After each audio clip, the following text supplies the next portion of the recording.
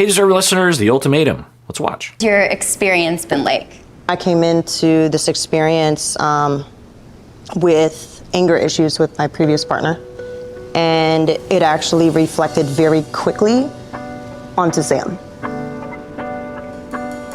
It was a roller coaster. Okay, they edited that. I think Tiff said a lot more, but if I'm interpreting Tiff correctly, that's great.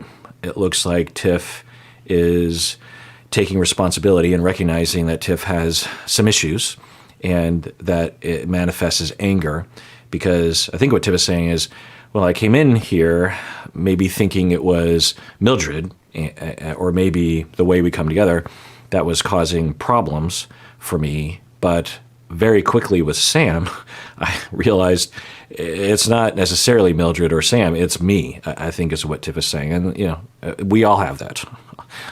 As soon as you have two relationships, two close enough relationships, you are given the opportunity to realize that for yourself. Okay, so you can just speak for yourself at this point. I have never even heard or met anyone that can't communicate like this. Why are you saying these things that aren't true? What's not true? Oh, that I shut you out. That's not true. Yeah. So I could imagine a world, and I don't know, none of us will know. I doubt that they know themselves, because memories are emotionally laden and encoded and remembered. But for Mildred and Aussie, I imagine if I were a fly on the wall, I would see both are telling the truth here. That for Mildred, it absolutely did feel like, and there's strong evidence, things that she can point to that supports what Mildred is saying. I mean, what Mildred is saying is a pretty amorphous accusation, right? What does it mean exactly how Mildred is saying this? And also for Aussie, we can imagine Aussie's telling the truth as well, in that Aussie in the beginning was participating and there was a back and forth, maybe even some intimate conversations that were difficult for both. But eventually Aussie felt, and there's evidence to support, that Mildred was being unfair and shutting Aussie out and being overly hostile and hurtful. So, there's a chance that both of them are right. Because we did see at least a couple instances where Aussie was basically stonewalling or shutting down, or it depends on how you look at it. It could be drawing a healthy boundary, because that is a thing.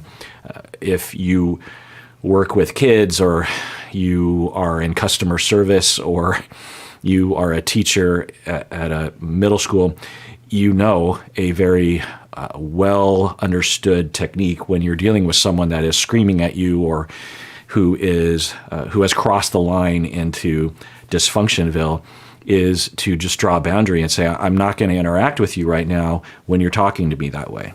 You don't want, or any parent for that matter, right? Did I say parent? Anyway, when you have a child that is wanting something from you, and you are saying, no, you can't have that, and they start barking at you, and at first you might try to negotiate, say, well, here's why, and then they really start laying into you.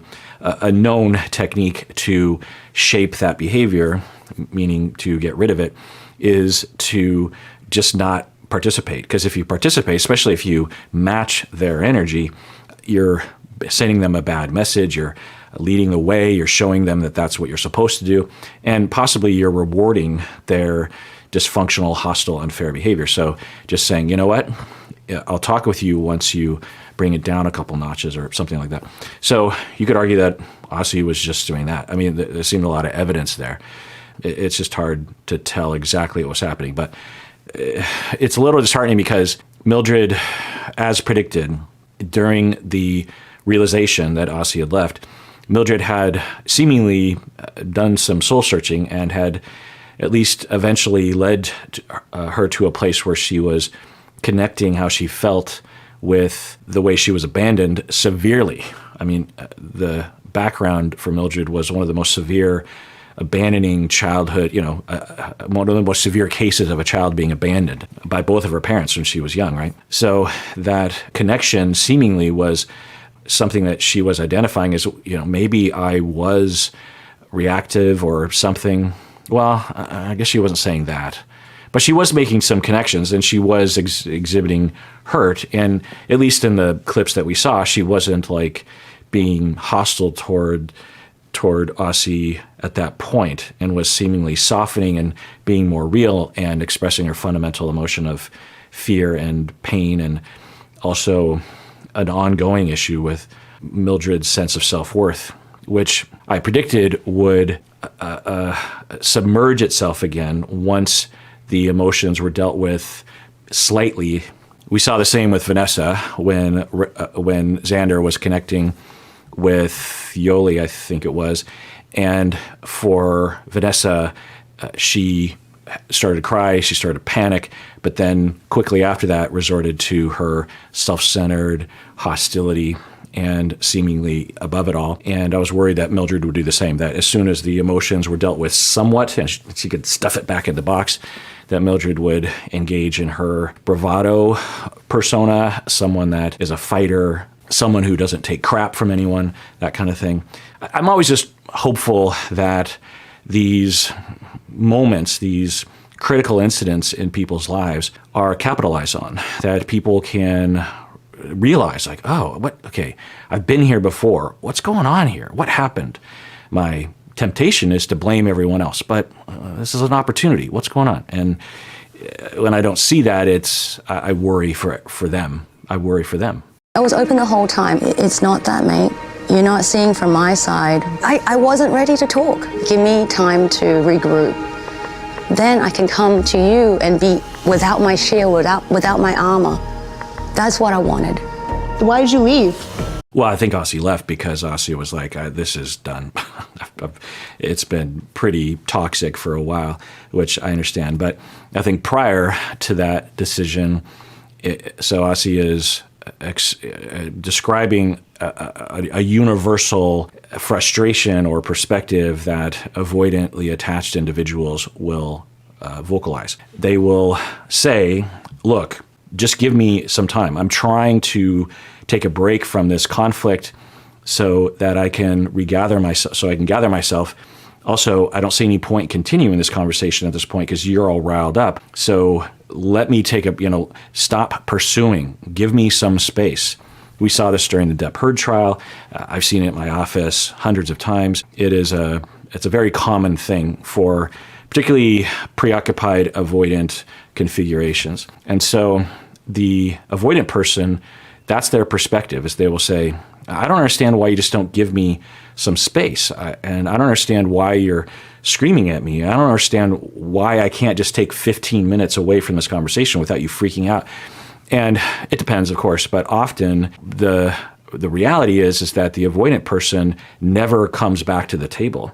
They say, and they might believe that they want to re-engage, but they never re-engage. They never initiate a conversation again. And so there is a legitimate gripe against these individuals. Now, I will say that when I'm talking with couples in this configuration, absolutely, you cannot force someone to the table. If someone wants to walk away from the table, especially during a conflict, they have that right, one. And two, you do not have the right to pursue them and to hound them, and especially to get in the way of them, because often the preoccupied person will actually stop the avoidant person from leaving the room, which is false imprisonment, or I don't know the legal term, but it's abusive criminally, and that's not okay, and can result in some panic for the avoidant person, which can result in violence, which is obviously. So I'll say that to the preoccupied person, you don't have any right to stop the person. Plus, it will potentially be something that I will recommend to any couple, regardless of what's happening, whether there's a pursuer distancer or not, because once you cross the Rubicon regarding your distress level, there's no point in continuing the conversation. You're just going to be destructive. Having said that, I have long conversations with the avoidant person about, okay, now that we've set up your freedom, which baseline you have the right to, now step two is if you're interested in actually working on this relationship, if you actually want to improve things, you have to return to the table, because otherwise your relationship is in a constant state of chaos or uncertainty, or there's no opportunity for any kind of understanding each other or improving things unless you're here in this office, which obviously isn't going to work long term. So case by case basis, sometimes it takes a long time to get there, but it's often easier for me to get a pursuer, a preoccupied person, to stop pursuing and stop imprisoning their partner. It usually takes me far less time to do that than it is to get an avoidant person to actually initiate coming to the table. It's really hard to get them to do it. So much, it's so much easier to just not. A wild card for me. I feel like I just blacked out here, and I'm like, oh my God, what was the past 3 weeks? I think like I've been trying to be better at maybe making decisions for myself quicker, or not like leaning on so many other people, like, oh, what should I do here? What should I do here? Okay, wow. Yeah, it's interesting how these, just more and more evidence along just classic sentiments and statements from the profiles that I have been hypothesizing about. I don't know, but it is a classic, or it's one of the classic underfunctioner types, this dependent personality. Dependent personality disorder, I'm not diagnosing, I have no idea about her, but it is a classic statement of that disorder, and you can be at various places on the spectrum, for them to recognize at some point, or to be told, that they cannot make decisions on their own. And the reason why they can't make decisions on their own is because they believe they're incompetent. They might not consciously understand that, but that is the premise. They have trauma about making decisions on their own, maybe going back to when they were 2. 2-year-olds make decisions. They make choices, and they're very rudimentary 2-year-old sort of choices, but they make choices. And if things went poorly for you, abused or ignored, or some kind of family trauma that happened repeatedly or significantly, then the child learns, when I have an emerging notion, and, it's kind of weird when you think about it, and there's a lot of science around, a lot of research around this, a lot of models of trying to understand this. But the one way of looking at it is that we are always taking in a lot of information, and we're also taking in information from ourselves. There might be a memory that pops up or something, or hunger from our stomach or something, or we're getting tired or whatever. There's all these impulses that are coming in from the inside and the outside, and it will provoke we will notice things, and we will also have emotions. And then when we have the emotion, it's a physical experience. We interpret that emotion, sometimes without our awareness, and then that motivates behavior, whether it's to shut down or to take action or to laugh or to cry or to get angry or to walk across the room and get something, or to get out of bed and face the day, or to have sex, or to eat, or to drink, or to go to the bathroom. All these things are within that possibility, and everything in between. And then for some people, though, that all happens, but then there's a barrier. They hit a hard wall because their amygdala and their fear response kicks in, and they immediately are terrified of continuing with whatever impulse they were about to have, and the whole thing just comes to a halt. And again, a lot of this is out of one's awareness. Sometimes it's in their awareness, kind of. And what the individuals like Ray will notice is that a lot of people seem to be telling me that I need to make decisions for my own, or a lot of people seem to make decisions for me. And although most of the time I like that, sometimes I want to make my own decisions. And when no one is around to help guide me on a decision, like what pair of jeans to buy, how come I never seem to be able to, other people seem to be able to make a choice? What college to go to, who to date, whether or not to get married, when to have kids, where to move. Do I buy that house, or do I rent that house, or which car do I buy, or do I take that job? Do I leave this job? What do I do? What do I eat tonight? And for dependent people, dependent people, their incompetence might show up in different areas. For example, you might have a dependent personality disordered person who believes they're incompetent at everything, or not everything, but they believe they're incompetent at big choices like car and marriage and children. But with smaller things like what to eat, they are able to make a choice like that. So you will hear that statement of from people as they're starting to heal. They're like, you know what, I'm trying to make decisions for myself, and I'm trying to do it quicker. And what I worry about for people like this is that they often will go to the internet and say, like, how, indecisiveness, how do you help with that? And a lot of the advice is you just have to take the leap. And although that's not terrible advice, it doesn't address the underlying issue of a schema of incompetence and trauma about competence being a question mark, right?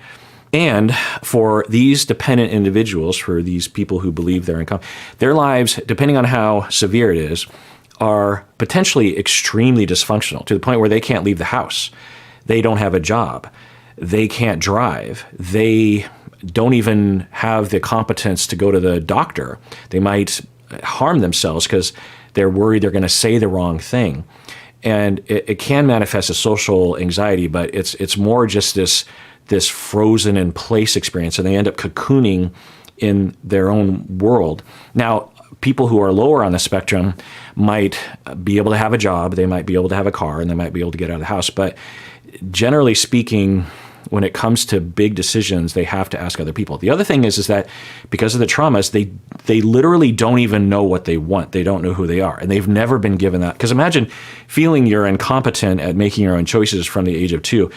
Imagine how little you would know about yourself, how little you would be able to define who you are. Because a lot of how we define who we are is the decisions that we've made. We look back on the decisions and we're like, well, I'm that sort of person.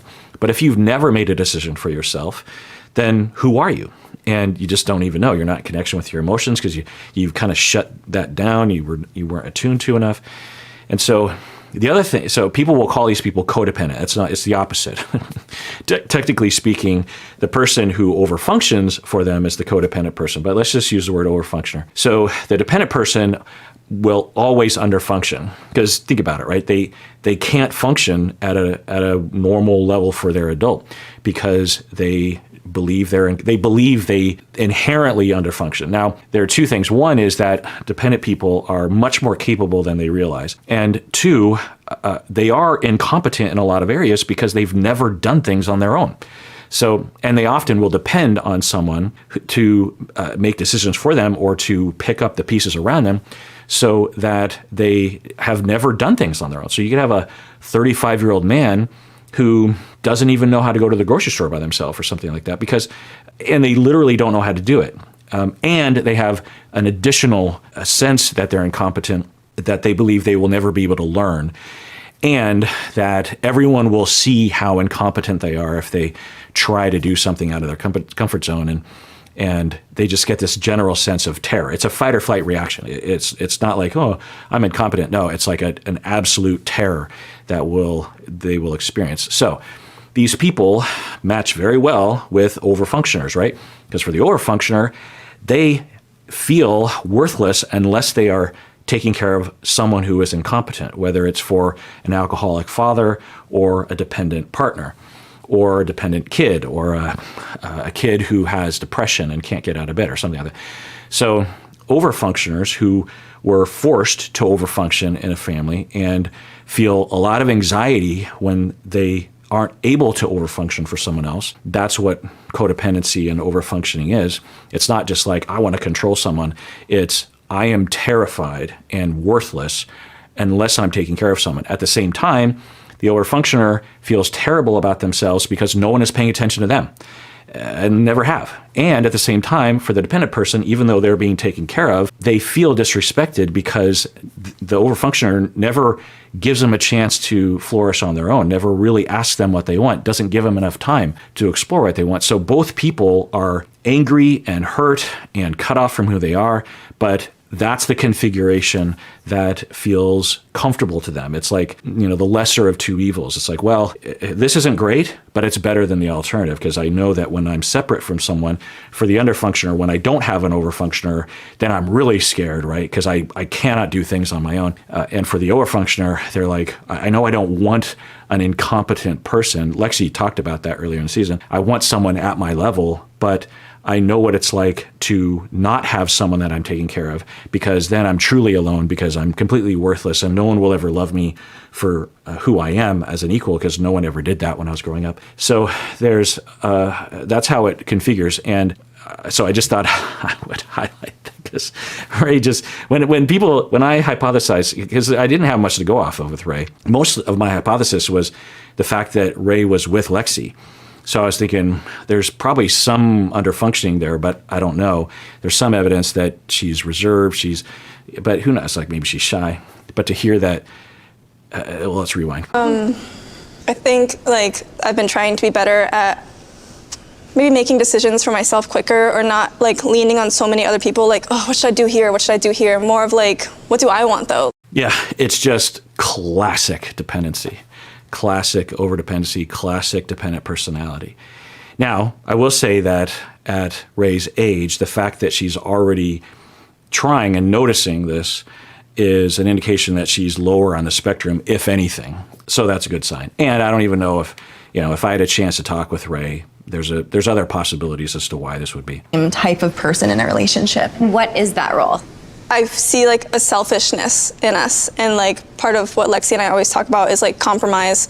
And I'm not saying like I never compromise, because I don't think that's true, but I think there are a lot of ways that we can show up better in our relationships. I think Lexi is having an emotional situation. Mal is very attuned to that as usual. And what I think is happening for Lexi, you got to remember Lexi and a lot of these folks are pretty young. It's a pretty overwhelming situation and very emotionally fraught, hearing that Ray and Vanessa are connecting or having a conversation here. But I'm guessing for Lexi, she only feels comfortable if she has someone like Ray who is underneath her and dependent on her. And only then can she kind of relax. I think she is at a very frequent state of anxiety and fear and panic. And I think we see the manifestation of that. And I imagine this is extremely uncomfortable for her. She doesn't know how. So people who are over-functioning, they typically don't know how to be humble, because to be humble means you have to let go of your control. You have to let go of your superiority. And it's not a narcissistic thing. It's completely different than that. But it is a superior place, right? You are the more competent one. And for these individuals, particularly of the type that I think Lexi is, they will have a really hard time demoting themselves, not because they're jerk faces, but because, people often say like, oh, they're so obsessed with control. There's only one reason why we want control, and that is because control protects us from dangers. Control protects us from threats. So it's not that we want control, it's that we constantly feel threatened by something. Sometimes that threat is imagined and related to trauma and displaced from our childhood, but that's the reason. So the real reason why some people are obsessed with control and or controlling are because they have an inordinate, distorted sense of threat from other people. So I'm guessing she feels very threatened right now. She feels very much out of control, and she doesn't know what to do, and she's freezing herself a little bit. Also, I think she might be gearing up. They haven't asked her how she feels about things, so she might be kind of rehearsing what I don't know, it's just kind of weird that she's so rigid right now and everyone else is just kind of talking. I think I have a lot of negative self-talk sometimes, and like she helps me kind of feel valued. She makes me laugh. It's annoying, but... Okay, so Ray is saying that I have a lot of negative self-talk, very common for people with dependent personality because that was told to them when they were growing up. And that's the breeding ground for dependent personality is either you go through traumas early in life that teach you that you are incompetent, and then you just sort of give in and say, I guess I'm just universally incompetent. Or you had someone that was telling you that you were, or didn't allow you to try things out on your own, that sort of thing. Say, let me take care of that. Let me take care of that. You can't do that on it because, it's nice. It's like, oh, you're going to take care of that for me. But there's a message of, I don't trust you with making your own decisions. You can't handle this. And for children, that is necessary because children try a lot of things that they're incompetent at that parents should step in on. But if the parent doesn't have a balance there and doesn't have some kind of way of allowing the child, and so a lot of parents who are anxious, who are terrified, sometimes it can come from a otherwise healthy parent who say they lost one of their other kids in an accident and are terrified of losing their other kid. And so they end up becoming overprotective, which can result in the child inadvertently learning a lesson of just like, oh, I'm not competent. And the world is scary. That's another thing that dependent people are taught. It's like the world is scary and you can't handle it, and only I can handle it. Only I can help you. And very terrible things are going to happen to you unless I make decisions for you and do everything for you. And so that's one. But you can also just have someone that's abusive to a child. You're incompetent, you're stupid, you're a screw up. And then you will internalize those voices and say a lot of negative things to yourself. We laugh. It's annoying, but We both realize that we have been given so much love by our partners, and I'm not just talking about you, Xander, I'm talking about my previous partners too. Like, people just offer me so much unconditional love, and I, only through Ray, realized that Yeah, there's a way that Vanessa phrases things that it's off-putting. It sounds like boasting, right? Which is in line with a lot of other things that we've seen. And there's that. I didn't react to a scene that I should highlight here, that Xander and Yoli went to one of Xander's friends, and Xander's friend said a lot of things, but one of the things that they said was that, well, you know, Vanessa, when Vanessa is in an uncomfortable situation, Vanessa makes it all about her and da-da-da-da. And that confirms what I was hypothesizing about Vanessa. It doesn't make it okay, but it does mean that Vanessa, behind closed doors, when safe with someone in an attached, good relationship for 4 years, like with Xander, then that behavior goes away. And the Vanessas of the world can let their guard down, not engage in the defense, and act in ways that one might be able to relate to. Maybe not entirely, but definitely more in that direction. And for Xander might say, hey, y'all don't know what Vanessa's like behind closed doors. 99% of the time that I'm with Vanessa, she's completely nice and giving and normal, Hard to know, but at least it's something in that direction, right? So we heard that from a friend. But anyway, so Vanessa is saying, everyone loves me all the time. And the way she phrased it, again, it sounds boastful, but I think another possible way of conceptualizing it, because they're relating to each other, Ray and Vanessa, or at least Vanessa's related to Ray. I don't know how much Ray relates to Vanessa, but I think for the two of them, they have very different personalities that result in a very similar experience for them, which is that they often feel pursued and they have a hard time committing. For Vanessa, I think it is possibly a combination of two things. One is it's just a natural dislike at this stage in her life, lacking a preference for being married and being locked down. It's a preference. Some people don't have that preference. You can have that preference at one time in your life and not another. And you could literally not have that preference for your entire life. There's a wide variety of people. Y'all have that friend, or maybe some of you were like this, where when they were 16, they were like, I want to get married, I want to have kids, and then they get married, they have kids, and it wasn't rushed. They actually always knew that they wanted that, and they were completely fine with sacrificing a single life, and that was what they were made for. Other people are like, so maybe. But the other possibility for Vanessa is that she, due to her traumas, is terrified of getting close because she doesn't know how to deal with the pain. She feels very worthless on the inside, like no one would ever love the real her. Maybe that's why she puts on that front to act like she's above it all, that sort of thing. There seemed to be evidence of that. But with Ray, I think Ray experiences people, particularly Lexi, saying, hey, let's get married, let's commit to each other. And Ray is like, yeah, why is it that I have a hard time committing? It doesn't make any sense. I love Lexi, I want to be with her, but how come there's just something about it? And I don't know, I can imagine that, given my hypothesis, which is pretty rudimentary and simplistic, but you can imagine someone who they know about themselves that people often make decisions for them and they don't know what they want.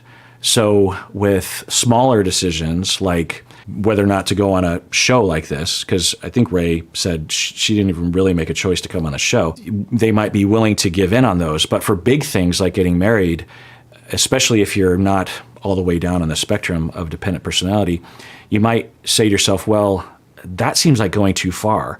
to give in to someone else on that seems unwise, and it would be healthy for someone to think that. At the same time, when they say, okay, well, do I want to marry this person because of their traumas and because of their lack of experience, because some people are always telling them what to do and they're always asking people to tell them what to do, that they don't know the answer.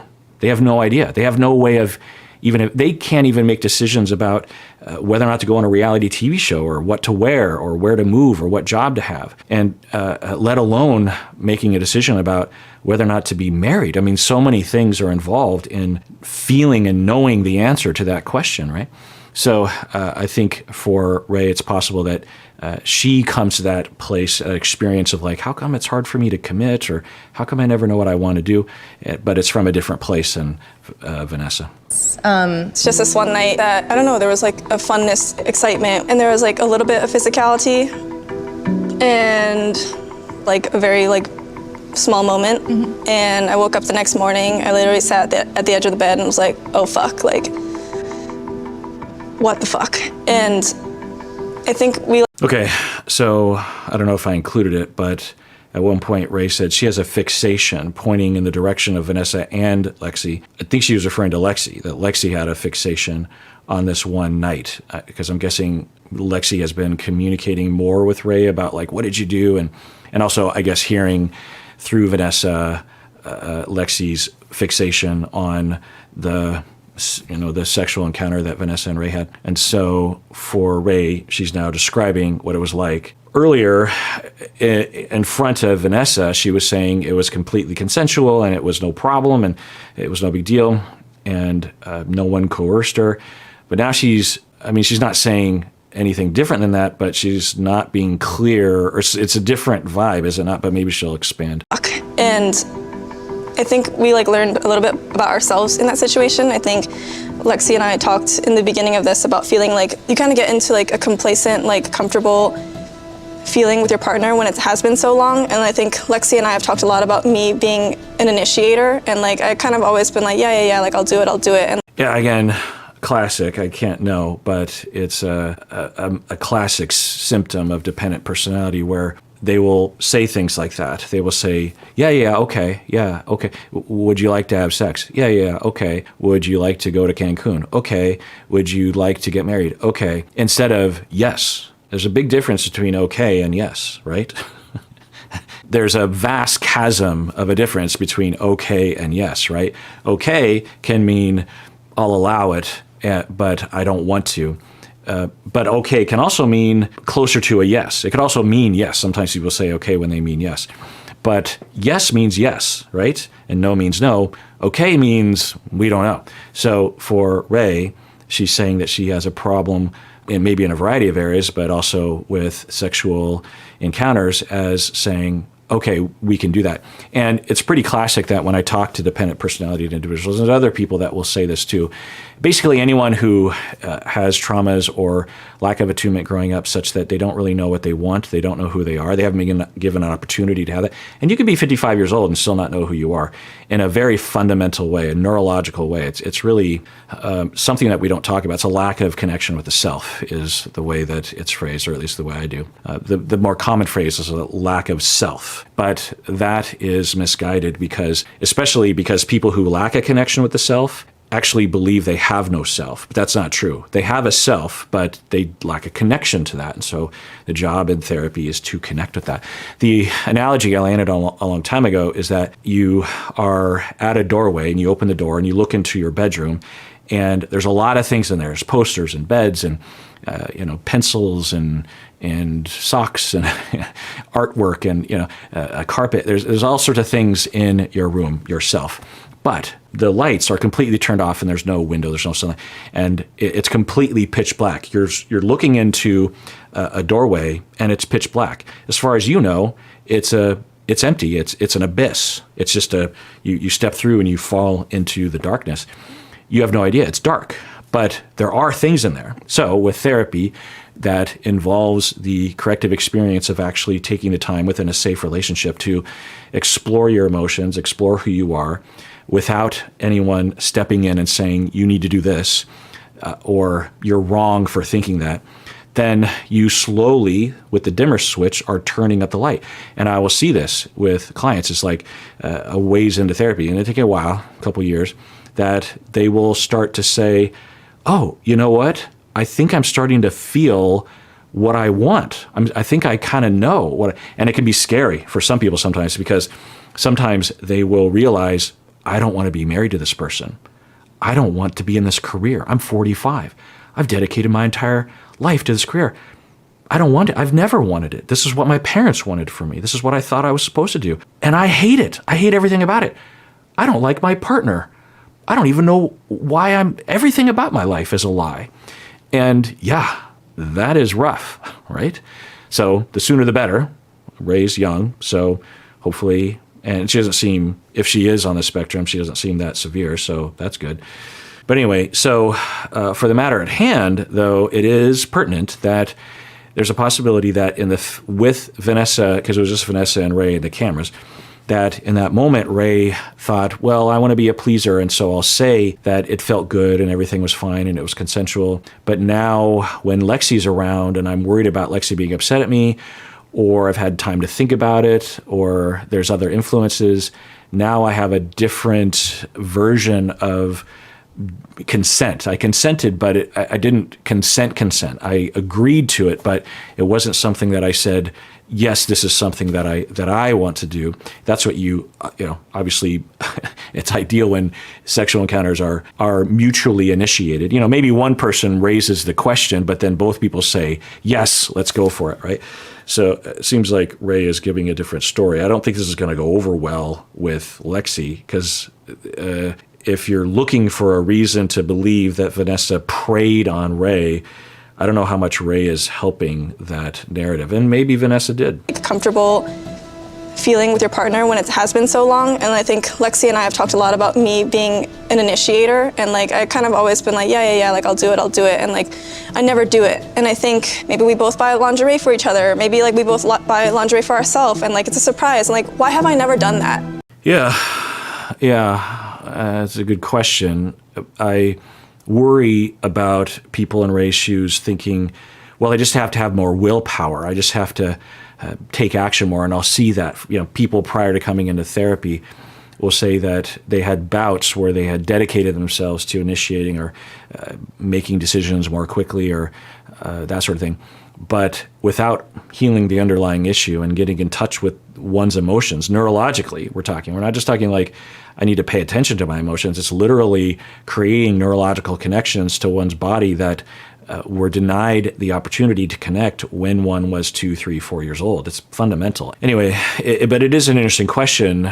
If Ray felt that ability with Vanessa, why not with Lexi or maybe previous relationships? Ray hasn't really referred to previous relationships, but why with Lexi was it harder? Well, it could be that Lexi is more dominant and more initiating, more believing that it's her job, or she wants more of that control or something. And so there was no space for Ray to think for herself. And maybe now that makes me sad to think if that's what's happening. I don't want to accuse Lexi of anything. It does have to do with who. If it was Yoli, I trust the goodness in your heart, that would be a different thing for me. I can't say for sure that I wouldn't be upset still, but there would be a difference.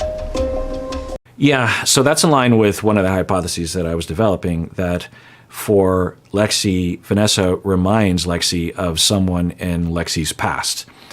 And that person in Lexi's past was actually abusive or harmful or deceitful or something. And so when Vanessa came along and was seemingly, having some feelings for Ray and vice versa, it just triggered all that trauma for her, and all of that anger and hurt and fear was transferred on to Vanessa, because there doesn't seem to be a reason why Lexi would be that threatened, particularly given everything that had happened. And maybe that's why Lexi is sort of downgrading at this point, because Vanessa and Ray are both saying, we didn't really connect.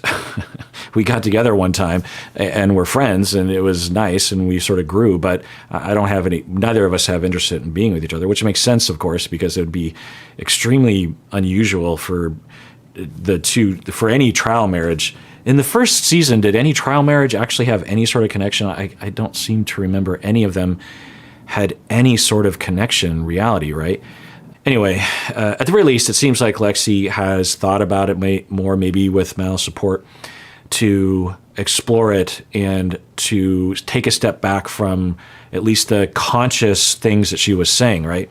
That she was going after Vanessa because there was a lot of explicit, really dominant, upsetting, problematic talk around shaming Vanessa, but not Ray for the sexual. So, well, okay. Actually, it wouldn't be hard to imagine that Lexi, because a lot of women have been, well, a lot of people, but it's a higher rate for women, having been sexually assaulted, someone that was narcissistic seeming, who weaseled their way into one's life and then exploited someone sexually, right? I mean, that happens. It's very common. I know a lot of you have histories like that. A lot of people do. And that is traumatic and will stick with you. And when someone comes along that seems to be along those lines, potentially, then a lot of that trauma is going to come out. As a therapist, I find in therapist circles that assumption that or that hypothesis I just put out there is often assumed too quickly. I have some distant colleagues who basically you present any case and they assume that the person has been sexually abused. And it's like, okay, well, do you have any other ideas? It might be, let's explore it, but is that the only thing you see? And so I don't want to be like that, but of the things that could generate the things we saw, that certainly would explain it, right? Okay, well, that does it for that episode. Everyone, please take care of yourself because you deserve it. You really, really do.